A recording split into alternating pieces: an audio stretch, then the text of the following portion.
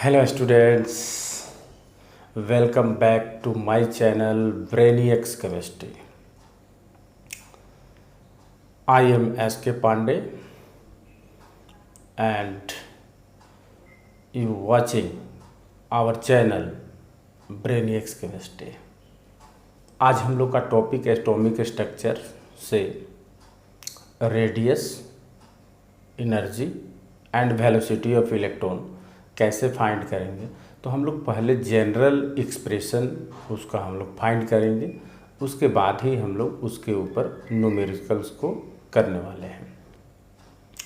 तो atomic structure lesson के अंदर में radius of energy, radius of orbit, energy of orbit and velocity of electron कैसे find किया जाता है, पहले उसका हम लोग expression, first of all we find the expression for the radius of orbit and velocity of electron and energy of orbit. ठीक है, तो उसके पहले एटॉमिक स्ट्रक्चर चैप्टर के अंदर में एक Bohr's atomic model, Niels Bohr atomic model जो 1913 में आया और उन्होंने कुछ एटॉमिक मॉडल के ऊपर कुछ रिसर्च करके उन्होंने कुछ अपने पोस्टुलेट्स को सामने दिए। 1913 क्या दिए उन्होंने, क्या बोले, according to Bohr's electron revolving around the nucleus in a fixed path that is called orbit, which is denoted by KLMN cell. Okay, और उनका दूसरा क्या था, it is only applicable for one electron species like H plus,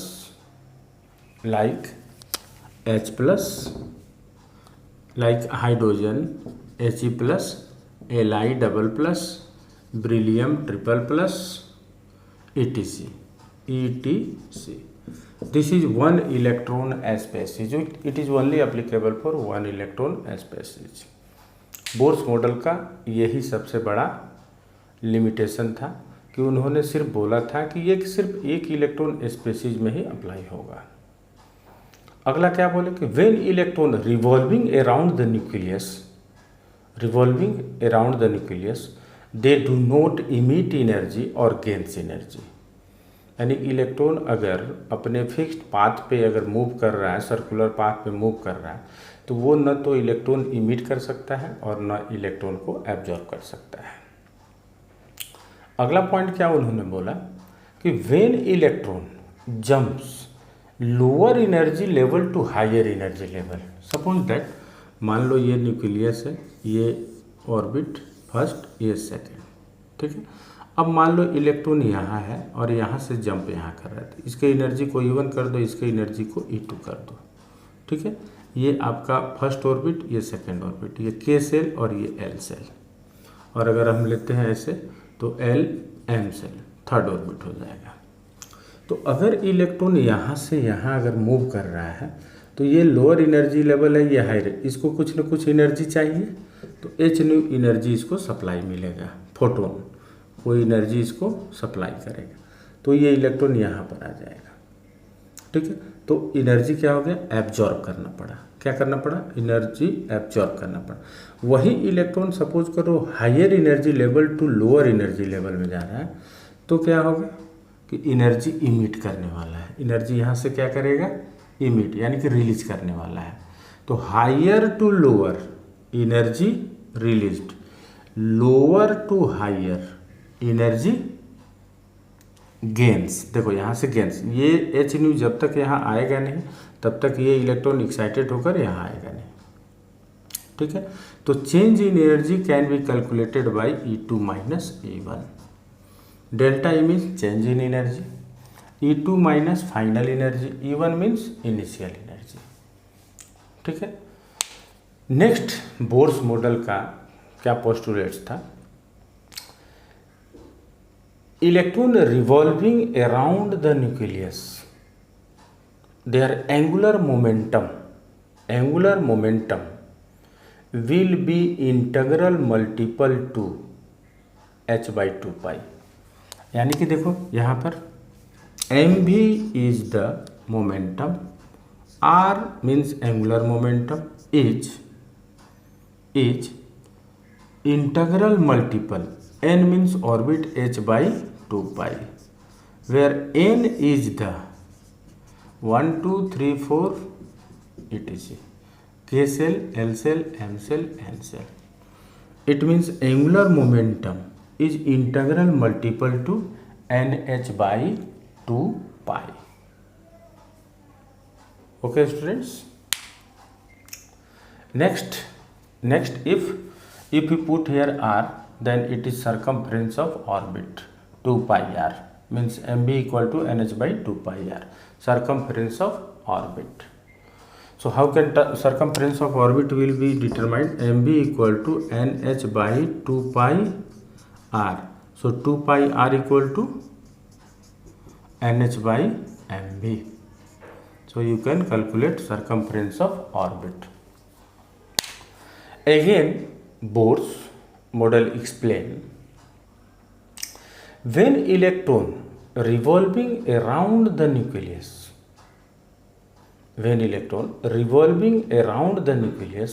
they felt two types of force, centrifugal force and centripetal force. Both force are equal but opposite direction। ठीक है, देख लो इस जगह पे देख लीजिए इसको। ठीक है, हम लोग expression for radius of hydrogen atom पढ़ने वाले हैं, और expression for radius of hydrogen atom को एक्सप्लेन करने के लिए सबसे पहले हम लोग बोर्स मॉडल को स्टडी कर रहे हैं। बोर्स मॉडल का पहले पोस्टुलेट्स पढ़ रहे हैं, उसके बाद ही हम लोग आ जाएंगे expression for radius of hydrogen atom पे। तो हम लोग क्या देखें कि when electron, suppose nucleus and orbit, electron moving around the nucleus, velocity v and radius is r. When electron revolving around the nucleus, according to Bohr's, when electron revolving around the nucleus, they felt two types of force, centrifugal means centre से उसको दूर भेजना है, यानी कि centrifugal force, और एक force जो था उसको हम लोग क्या बोलेंगे, सेंट्रीपीटल फोर्स। ठीक है, अब सेंट्रीपीटल फोर्स जो है वो कूलम्बिक फोर्स है, electrostatic force of attraction. Electrostatic force of attraction वो होता है कैसे, यानी कि जो कूलम्बिक फोर्स है जेडी स्क्वायर बाई 2r, उसका वैल्यू होता है इसका सेंट्रीफ्यूगल। कैसे, F equal to z number of positive charge Q1 into Q2 by r square, ये कूलम्बिक फोर्स था जो कि सेंट्रीफ्यूगल फोर्स आपको पता है mv स्क्वायर बाई r। ठीक है, तो both force are equal but opposite direction.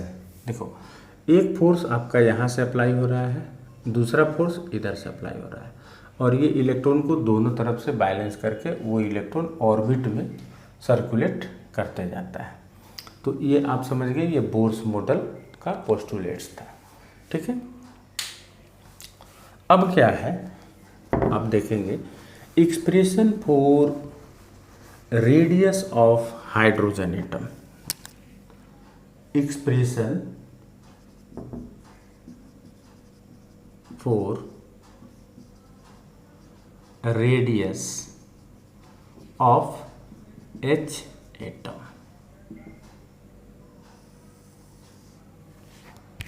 ठीक है, expression for radius of hydrogen atom.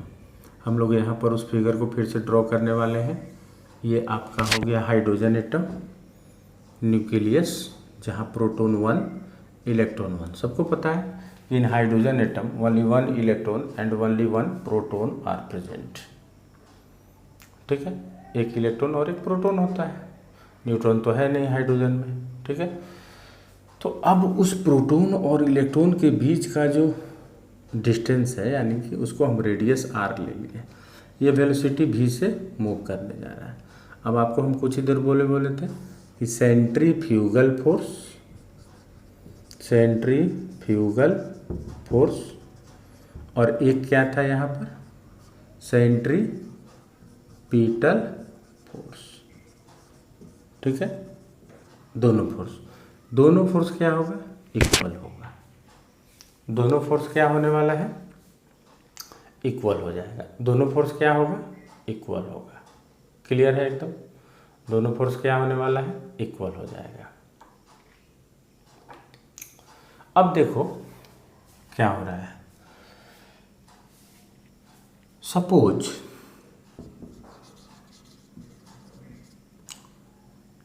m equal to mass of electron, हम लोग इलेक्ट्रॉन का मास ले लिए, v equal to velocity of electron, r is the radius of orbit जो आपको दिख रहा है वहाँ पे, h is the Planck's constant,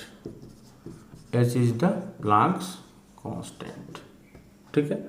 z is the atomic number,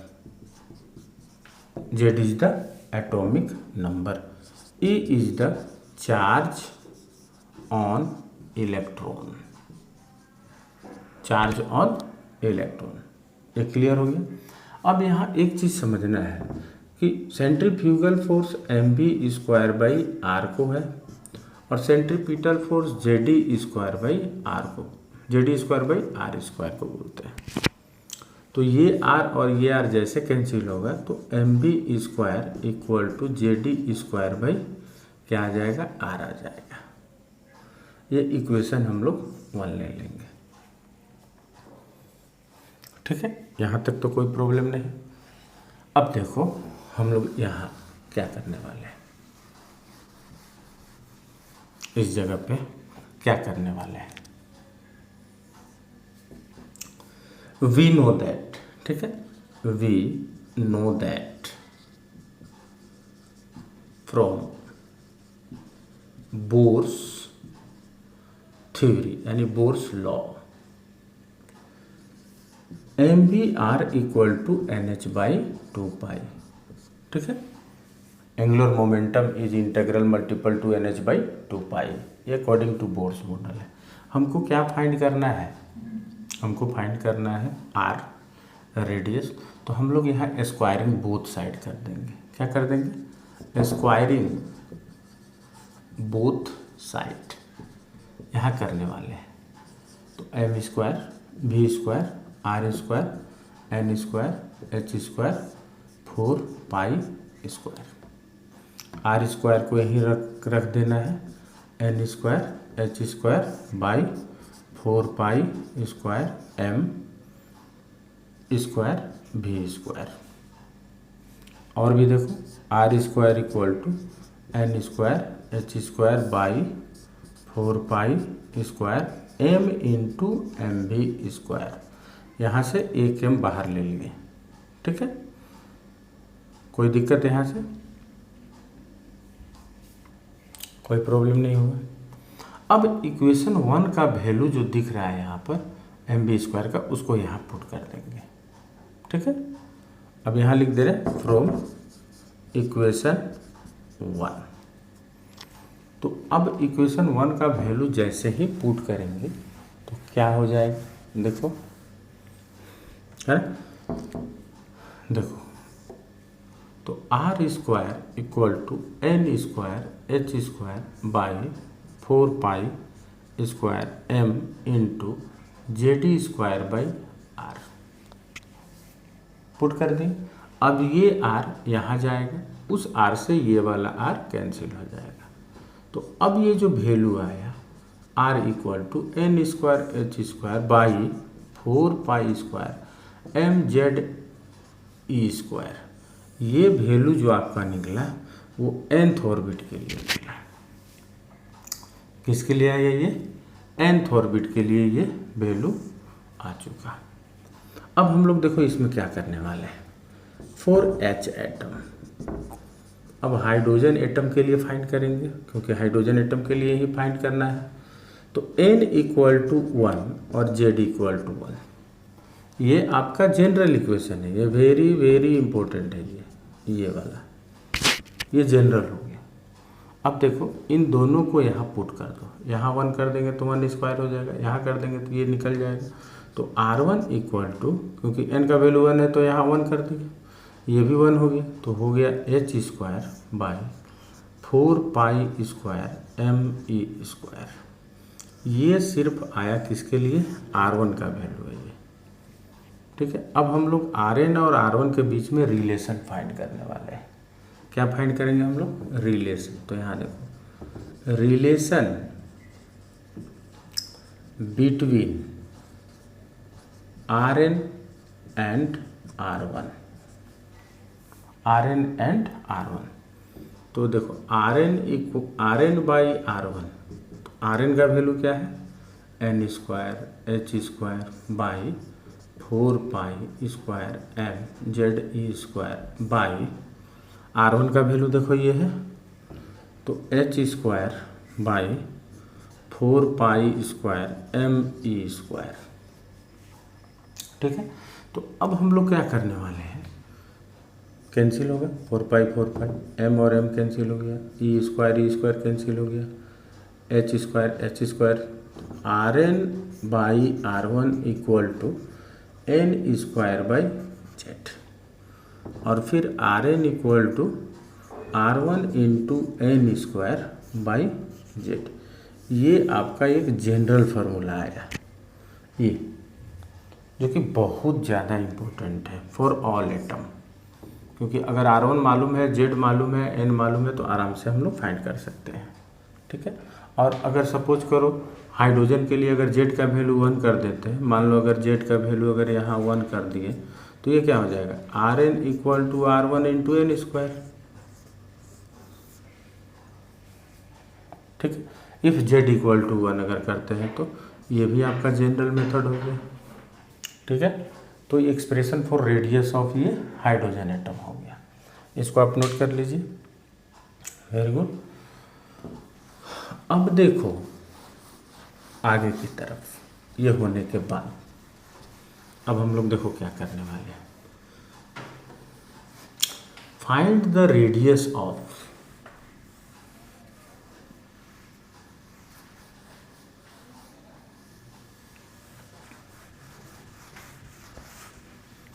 अब हम लोग के पास जनरल इक्वेशन भी आ चुका, ठीक है।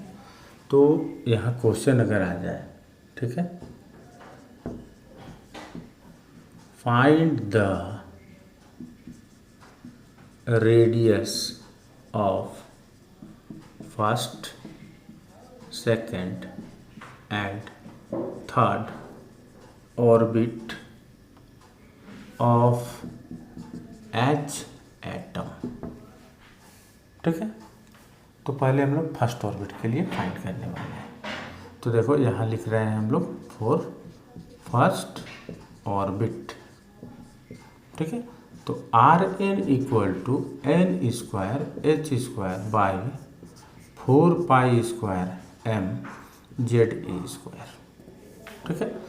तो यहाँ देखो n इक्वल टू 1, ठीक है, Z equal to 1, H equal to 6.63 into 10 to the power minus 27 gram centimetre square per second. Charge ये कांस्टेंट वैल्यू है, ठीक है, प्लैंक्स कांस्टेंट का CGS सिस्टम में है ना, CGS सिस्टम में लिया। E 4.8 into 10 to the power minus 10 electrostatic unit, ये चार्ज ऑन इलेक्ट्रॉन है CGS में ही। Mass of electron 9.11 into 10 to the power minus 28 ग्राम, ठीक है। ये सारा वैल्यू इसमें हम लोग पुट कर देंगे। तो जैसे ही पुट करने वाले हैं तो देखो क्या होगा, R1 equal to 1 square 6.63 into 10 to the power minus 27 square by 3.14 square, pi का वैल्यू है ये। Mass of electron 9.11 into 10⁻⁻28 into 1, charge on electron हम लोग यहाँ रख लिए। अब देखो ये कैलकुलेट करना है ऑन सॉल्विंग। अगर सॉल्व कर लेंगे तो सॉल्व करने के बाद ये आएगा 0.529 इंटू 10⁻⁻8 सेंटीमीटर, ठीक है। और देखो यहाँ पर 1 एंगस्ट्रॉन इक्वल टू 10⁻⁻8 सेंटीमीटर और 1 एंगस्ट्रॉन इक्वल टू 10⁻⁻10 मीटर होता। तो हम इसको यहाँ से यहाँ तक को एंगस्ट्रॉन कर लेंगे और R1 का वैल्यू 0.529 एंगस्ट्रॉन हो जाएगा। ये हो गया R1 का वैल्यू। किसका वैल्यू आ गया? ये R1 का वैल्यू हो गया, रेडियस ऑफ फर्स्ट ऑर्बिट। लेकिन हमको रेडियस ऑफ सेकेंड ऑर्बिट चाहिए, तो रेडियस ऑफ सेकेंड ऑर्बिट के लिए देखो कैसे करेंगे। तो Rn equal to R1 into n square, ये ओनली फॉर हाइड्रोजन एटम। तो अब सेकेंड ऑर्बिट के लिए तो R2 equal to 0.529 angstrom into 2 रख के 2 का स्क्वायर 4 हो जाएगा। R3 करते हैं तो 0.529 एंगस्ट्रॉन इंटू यहाँ 3 कर देते हैं तो 3 का स्क्वायर 9। तो आप क्या क्या कर लिए? R1 भी फाइंड, R2 भी, R3 भी। तो ये आपका क्वेश्चन जो था उसको हम लोग सॉल्व कर दिए, ठीक है। नोट डाउन कर सकते हैं इसको, ठीक है। Very good. वीडियो को पॉज करके आप इसको नोट डाउन कर लीजिएगा। अगर मान लीजिए क्वेश्चन आपसे पूछ दिया जाए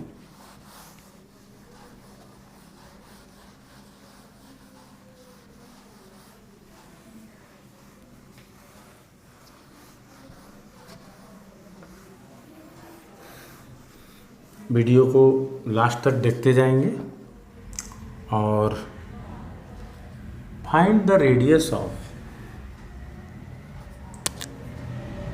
second orbit of lithium. Suppose करो हम लोग लिथियम के लिए फाइंड करने वाले हैं। तो देखो Rn equal to R1 into n square by z, ये मालूम है। अब हमको सेकेंड ऑर्बिट के लिए तो R1 0.529 एंगस्ट्रॉन आपका फिक्स है। सेकेंड ऑर्बिट है तो 2 का स्क्वायर 4 और जेड एटॉमिक नंबर लिथियम का कितना होता है? 3। आपका आंसर आ जाएगा, ठीक है। कोई भी एटम का आप फाइंड कर सकते हैं, ठीक है। मान लो यहाँ पर क्वेश्चन है find the radius of third orbit of carbon. तो क्या होगा? फिर से वही फार्मूला, ये फार्मूला जनरल फार्मूला है आपका। तो थर्ड ऑर्बिट है तो R3 equal to R1 0.529 angstrom. Third orbit है तो 3 का स्क्वायर 9 हो जाएगा। और कार्बन के लिए एटॉमिक नंबर कितना होता है? जेड का वैल्यू 6। फाइंड हो गया आराम से, कोई प्रॉब्लम नहीं। रेडियस के लिए कोई प्रॉब्लम नहीं, आपने रेडियस ऑलमोस्ट सीख गया होगा, ठीक है। अब इसमें डिफरेंस भी पूछ सकता है। डिफरेंस तो डिफरेंस R2 माइनस R1 कर लीजिएगा। जैसे मान लीजिए क्वेश्चन आपको मिल जाए